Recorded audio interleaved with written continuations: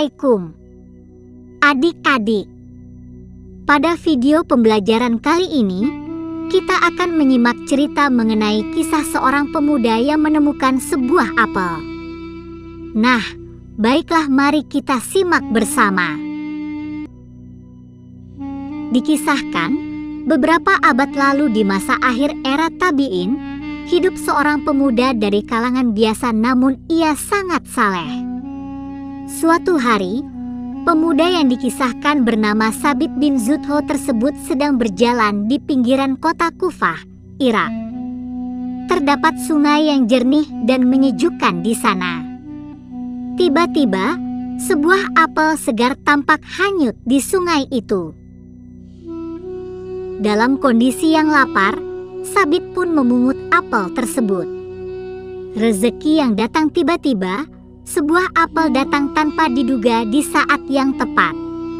Tanpa pikir panjang, ia pun memakannya, mengisi perutnya yang keroncongan. Baru segigit menikmati apel merah nan manis itu, Sabit tersentak. "Milik siapa apel ini?" bisiknya dalam hati.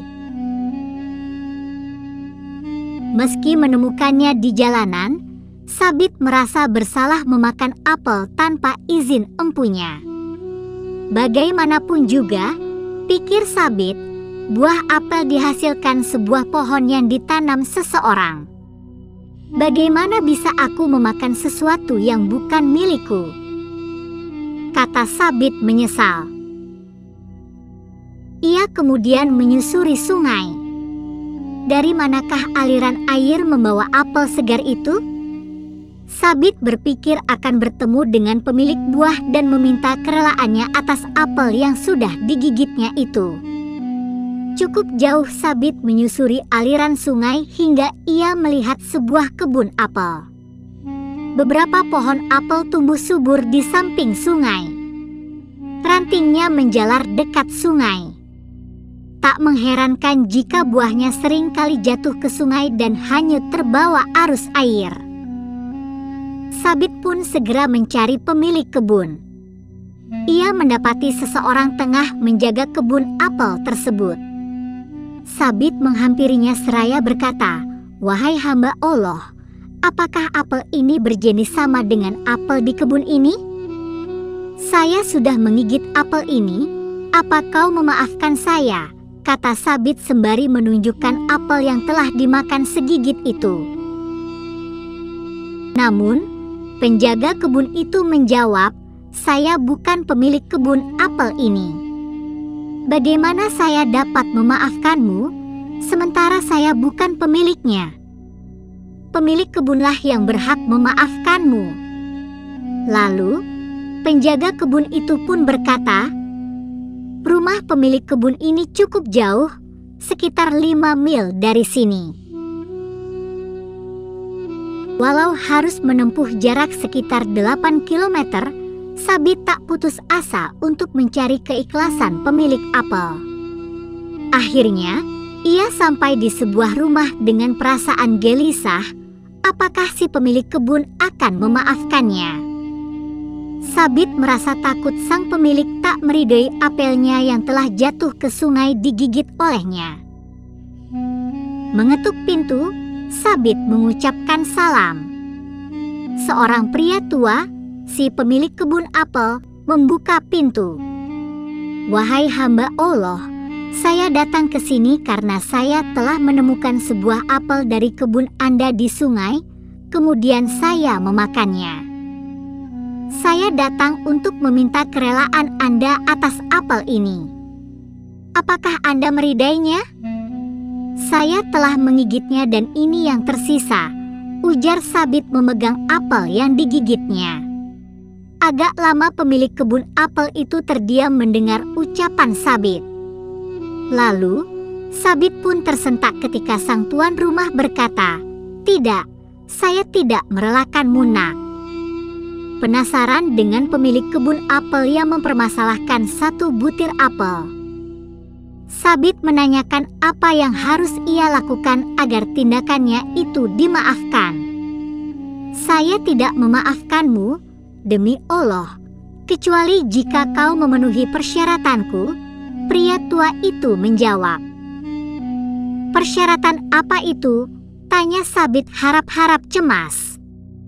Kau harus menikahi putriku, kata pemilik kebun yang mengagetkan Sabit.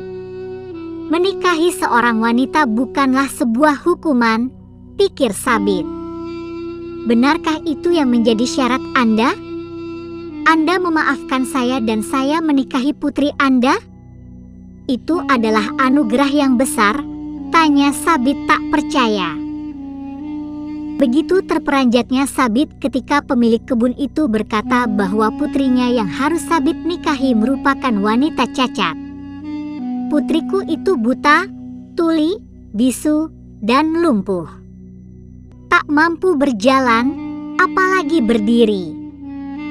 Kalau kau menerimanya, maka saya akan memaafkanmu, kata pria tua. Syarat yang mungkin sulit masuk di akal, hukuman yang harus ditanggung Sabit hanya karena menggigit sebutir apel yang ditemukan di sungai. Namun, hal yang lebih mengejutkan, Sabit menerima syarat tersebut karena merasa tak memiliki pilihan lain.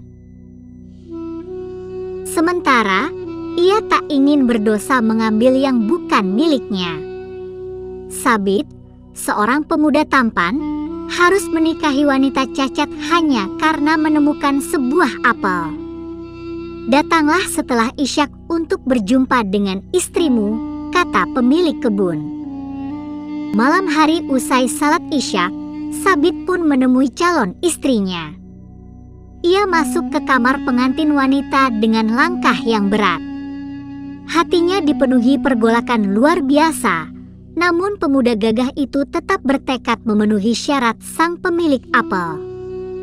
Sabit pun mengucapkan salam seraya masuk ke kamar istrinya. Betapa terkejutnya Sabit ketika mendengar jawaban salam dari wanita yang suaranya lembut dan merdu. Tak hanya itu, wanita itu mampu berdiri dan menghampiri Sabit. Begitu cantik para si wanita, tanpa cacat apapun di anggota tubuhnya. Sabit kebingungan, ia berpikir salah memasuki kamar dan salah menemui wanita yang seharusnya merupakan istrinya yang buta, tuli, bisu, dan lumpuh. Tak percaya, Sabit pun menanyai si gadis cantik bak bidadari tersebut.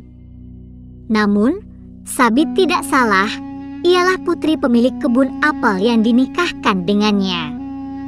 Apa yang dikatakan ayah tentang aku? Tanya si gadis mendapati suaminya mempertanyakan dirinya seolah tak percaya. Ayahmu berkata, kau adalah seorang gadis buta, kata Sabit. Demi Allah, ayahku berkata jujur, aku buta karena aku tidak pernah melihat sesuatu yang dimurkai Allah, jawab si gadis membuat Sabit kagum.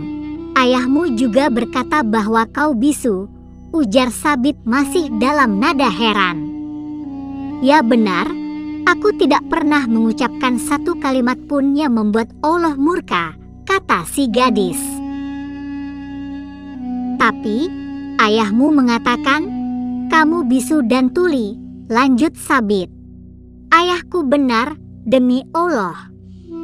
Aku tidak pernah mendengar satu kalimat pun, kecuali di dalamnya terdapat ridho Allah, jawab gadis cantik itu. Tapi, ayahmu juga bilang bahwa kau lumpuh, pertanyaan terakhir Sabit. Ya, ayah benar dan tidak berdusta. Aku tidak pernah melangkahkan kakiku ke tempat yang Allah murkai, ujar si gadis membuat Sabit begitu terpesona. Sabit memandangi istrinya yang cantik jelita itu. Ia pun mengucapkan syukur. Rupanya sang pemilik kebun kagum dengan sifat kehati-hatian Sabit dalam memakan sesuatu hingga jelas kehalalannya. Melihat kegigihan dan kesalehan Sabit, ia pun berkeinginan menjadikannya menantu, menikahkannya dengan putrinya yang salehah. Di kemudian hari dari pernikahan tersebut, lahir seorang ulama saleh, mujadid yang sangat terkenal, yakni Nu'man bin Sabit, atau yang lebih dikenal dengan nama Al-Imam Abu Hanifah. Bersama istrinya yang salehah, Sabit mendidik putranya menjadi salah satu imam besar dari 4 mazhab itu.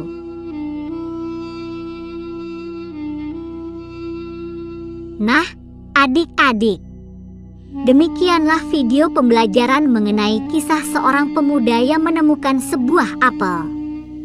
Semoga kita dapat meneladani dari kisah tersebut. Wassalamualaikum warahmatullahi wabarakatuh. Selamat belajar.